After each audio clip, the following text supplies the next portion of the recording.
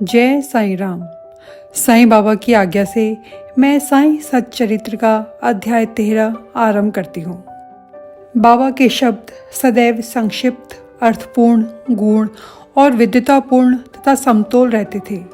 वे सदा निश्चित और निर्भय रहते थे। उनका कथन था कि मैं फकीर हूँ, न तो मेरी स्त्री है और न ही घर द्वार ही। सब चिंताओं को त्याग कर मैं एक ही स्थान पर रहता हूँ, फिर भी माया मुझे कष्ट पहुँचाया करती है।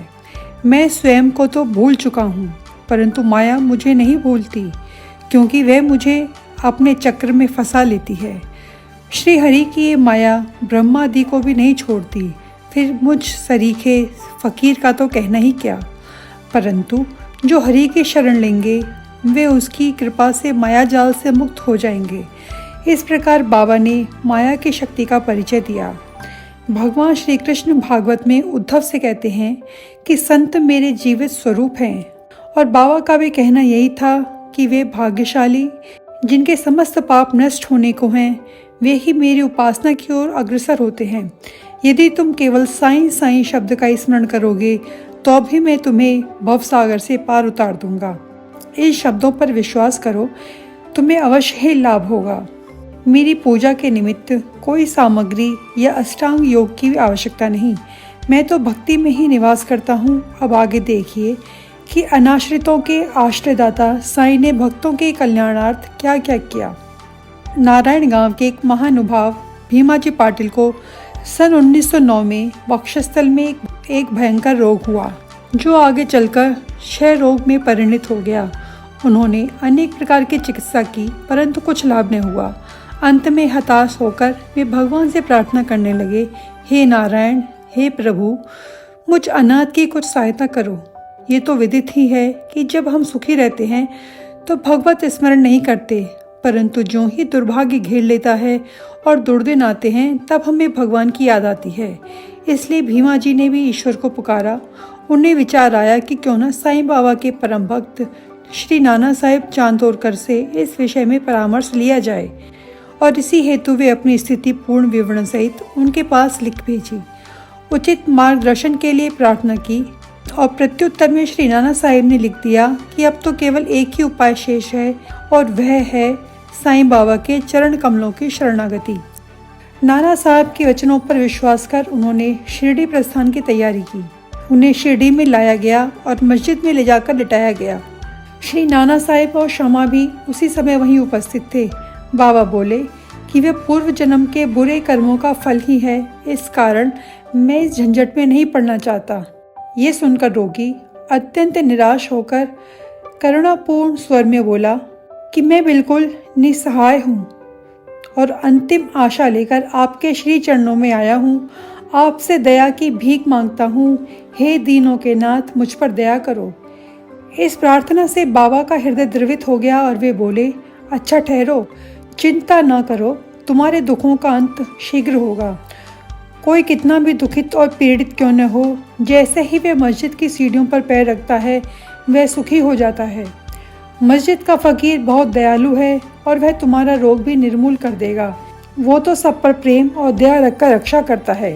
रोगी को हर 5वें मिनट पर खून की उल्टियाँ हुआ करती थी, परंतु बाबा के समक्ष उसे कोई उल्टी न हुई। जिस समय से बाबा ने अपने श्रीमुख से आशा और दयापूर्ण शब्दों में उक्त उद्गार प्रकट किए, उसी समय से रोग ने भी पलटा खाया। बाबा ने रोगी को भीमाबाई के घर ठहरने को कहा। वो स्थान इस प्रकार के रोगी को सुविधाजनक और स्वस्थप्रद तो नहीं था, फिर भी बाबा की आज्ञा को कौन टाल सकता था। यहाँ पर रहते हुए बाबा ने 2 स्वप्न देकर उसका रोग हरण कर लिया। पहले स्वप्न में रोगी ने देखा कि वे एक विद्यार्थी है और शिक्षक के सामने कविता मुखाग्र न कर सकने के दंड स्वरूप बेतों की मार से असहनीय कष्ट भोग रहा है। दूसरे स्वप्न में उसने देखा कि कोई हृदय पर नीचे से ऊपर की ओर और ऊपर से नीचे की ओर पत्थर घुमा रहा है, जिससे उसे असहनीय पीड़ा हो रही है। स्वप्न में इस प्रकार कष्ट पाकर वह स्वस्थ हो गया और घर लौट आया। फिर वह कभी कभी शिरडी आता और साईं बाबा की दया का स्मरण कर साष्टांग प्रणाम करता था। बाबा अपने भक्तों से किसी वस्तु की आशा न रखते थे। वे तो केवल स्मरण, दृढ़ निष्ठा और भक्ति के भूखे थे। महाराष्ट्र के लोग प्रतिपक्ष या प्रतिमास सदैव सत्यनारायण का व्रत किया करते थे, परंतु अपने गांव पहुंचने पर भीमाजी पाटिल ने सत्यनारायण व्रत के स्थान पर एक नया ही सत्य साईं व्रत आरंभ कर दिया। जय साईं राम। एक दूसरे भक्त जिनका नाम बाला गणपत दर्जी था, एक समय जीर्ण ज्वर से पीड़ित हुए। उन्होंने अनेक प्रकार की दवाइयाँ और काढ़े लिए, परंतु कोई लाभ न हुआ। जब ज्वर तिल मात्र भी न घटा तो वे शिरडी दौड़े और बाबा के श्री चरणों की शरण ली। बाबा ने उन्हें एक विचित्र आदेश दिया कि लक्ष्मी मंदिर के पास जाकर एक काले कुत्ते को थोड़ा सा दही और चावल खिलाओ। वे ये समझ न सके कि इस आदेश का पालन कैसे करें। घर पहुंचकर चावल और दही लेकर वे लक्ष्मी मंदिर पहुंचे, जहां उन्हें काला कुत्ता पूंछ हिलाते दिखा। उन्होंने वे चावल दही उस कुत्ते के सामने रख दिए और जिसे वे तुरंत ही खा गया। इस चरित्र की विशेषता का वर्णन कैसे करूं कि उपयुक्त उपाय करने मात्र से ही बाला दर्जी का ज्वर हमेशा के लिए जाता रहा। श्रीमान बापू साहेब बूटी एक बार अमल पित्त के रोग से पीड़ित हुए। उनकी अलमारी में अनेक औषधियाँ थीं, परंतु कोई भी गुणकारी न हो रही थी। बाबू साहेब अमल पित्त के कारण अधिक दुर्बल हो गए और उनकी स्थिति इतनी गंभीर हो गई कि वे मस्जिद में जाकर बाबा के दर्शन करने में भी असमर्थ थे। बाबा ने उन्हें बुलाकर अपने सम्मुख बिठाया और बोले, सावधान, अब तुम्हें दस्त न लगेंगे। अपनी उंगली उठाकर फिर कहने लगे, उल्टियाँ भी अवश्य रुक जाएंगी। बाबा ने ऐसी कृपा की कि रोग समूल नष्ट हो गया और बूटी साहब पूर्ण स्वस्थ हो गए। एक अन्य अवसर पर वे हैजा से पीड़ित हो गए। फलस्वरूप उनकी प्यास अधिक तीव्र हो गई। डॉक्टर पिल्ले ने हर तरह के उपचार किए, परंतु स्थिति न सुधरी। अंत में वे बाबा के पास पहुंचे और उनसे तृषा रोग निवारण की औषधि के लिए प्रार्थना की। उनकी प्रार्थना सुनकर बाबा ने उन्हें मीठे दूध में उबला हुआ बादाम, अखरोट और पिस्ते का काढ़ा पियो, ये औषधि बताई। दूसरे डॉक्टर या हकीम बाबा की बताई हुई इस औषधि को प्राणघातक ही समझता, परंतु बाबा की आज्ञा का पालन करने से ये रोग नाशक सिद्ध हुई। अब आश्चर्य की बात क्या कि रोग समूल नष्ट हो गया। आलंता के एक स्वामी बाबा के दर्शनार्थ शिरडी आए। उनके कान में असहनीय पीड़ा थी, जिसके कारण उन्हें एक पल भी विश्राम करना दुष्कर था। उनकी शल्य चिकित्सा भी हो चुकी थी, फिर भी स्थिति में कोई विशेष परिवर्तन नहीं हुआ। दर्द भी अधिक था। वे केम कर्तव्य विमूढ़ होकर वापस लौटने के लिए बाबा से अनुमति मांगने गए। ये देखकर श्यामा ने बाबा से प्रार्थना की कि स्वामी के कान में अधिक पीड़ा है, आप इन पर कृपा करें।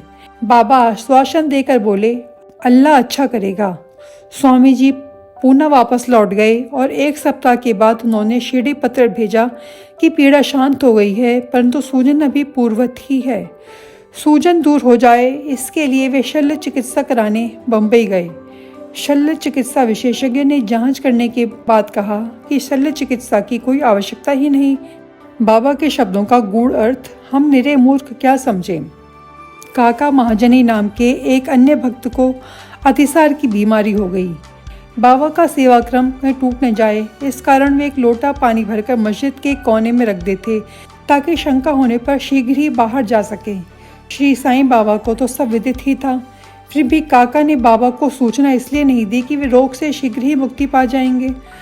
मस्जिद में फर्श बनाने की स्वीकृति बाबा से प्राप्त हो चुकी थी, परंतु जब कार्य प्रारंभ हुआ तो बाबा क्रोधित हो गए और उत्तेजित होकर चिल्लाने लगे, जिससे भगदड़ मच गई। जैसे ही काका भागने लगा, वैसे ही बाबा ने उन्हें पकड़ लिया और सामने बिठा लिया। इस गड़बड़ी में कोई आदमी मूंगफली की एक छोटी सी थैली वहां भूल गया। बाबा ने एक मुट्ठी मूंगफली उसमें से निकाली और छीलकर दाने काका को खिलाने के लिए दे दिए। क्रोधित होना, मूंगफली छीलना और उन्हें काका को खिलाना, ये सब कार्य एक साथ ही चलने लगे। स्वयं बाबा ने भी उसमें से कुछ मूंगफली खाई। जब थैली खाली हो गई तो बाबा ने कहा कि मुझे प्यास लगी है, जाकर थोड़ा जल ले आओ। काका एक घड़ा पानी भरकर लाए। दोनों ने उसमें से पानी पिया। फिर बाबा बोले, अब तुम्हारा अतिसार रोग दूर हो जाएगा, तुम अपने फर्श के कार्य की देखभाल कर सकते हो। थोड़े ही समय में भागे हुए लोग भी लौट कर आए और कार्य पुनः प्रारंभ हो गया। काका का रोग अब प्राय दूर हो चुका था, इस कारण वे कार्य में संलग्न हो गए। क्या मूंगफली अतिसार रोग की औषधि है? इसका उत्तर कौन दे सकता है। वर्तमान चिकित्सा प्रणाली के अनुसार मूंगफली से अतिसार में वृद्धि होती है, न कि मुक्ति। इस विषय में सदैव की भांति बाबा के वचन ही औषधि स्वरूप थे। हरदा के एक सज्जन, जिनका नाम दत्तोपंत था, 14 वर्ष से उदर रोग से पीड़ित थे। किसी भी औषधि से उन्हें लाभ न हुआ। अचानक कहीं से बाबा की कीर्ति उनके कानों में पड़ गई कि उनकी दृष्टि मात्र से रोगी स्वस्थ हो जाते हैं। अतः वे भी भागकर शिरडी आए और बाबा के चरणों में शरण ली। बाबा ने प्रेम दृष्टि से उनकी ओर देखकर आशीर्वाद देकर अपना वरद हस्त उनके मस्तक पर रखा।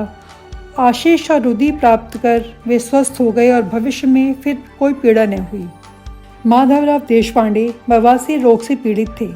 बाबा की आज्ञा अनुसार सोनामुखी का काढ़ा सेवन करने से वे निरोग हो गए। 2 वर्ष पश्चात उन्हें पुनः वही पीड़ा उत्पन्न हुई। बाबा से बिना परामर्श लिए वे उसी काढ़े का सेवन करने लगे। परिणाम ये हुआ कि रोग अधिक बढ़ गया, परंतु बाद में बाबा की कृपा से ठीक हो गया था। काका महाजनी के बड़े भाई गंगाधर पंत को कुछ वर्षों से सदैव उदर में पीड़ा बनी रहती थी। बाबा की कीर्ति सुनकर वे भी शिरडी आए और आरोग्य प्राप्ति के लिए प्रार्थना करने लगे। बाबा ने उनके उदर को स्पर्श कर कहा, अल्लाह अच्छा करेगा। इसके पश्चात तुरंत ही उनकी उदर पीड़ा मिट गई और वे पूर्णतः स्वस्थ हो गए। श्री नाना साहब चांदोकर को भी एक बार उदर में बहुत पीड़ा हुई। वे दिन रात मछली के समान तड़पने लगे। डॉक्टरों ने भी अनेक उपचार किए, परंतु कोई परिणाम न निकला। अंत में वे बाबा की शरण में आए। बाबा ने उन्हें घी के साथ बर्फी खाने की आज्ञा दी। इस औषधि के सेवन से वे पूर्ण स्वस्थ हो गए। इन सब कथाओं से यही प्रतीत होता है कि सच्ची औषधि जिससे अनेकों को स्वास्थ्य लाभ हुआ, वे बाबा के केवल श्रीमुख से उच्चारित वचनों और उनकी कृपा का ही प्रभाव था। जय साईं राम। अध्याय समाप्त।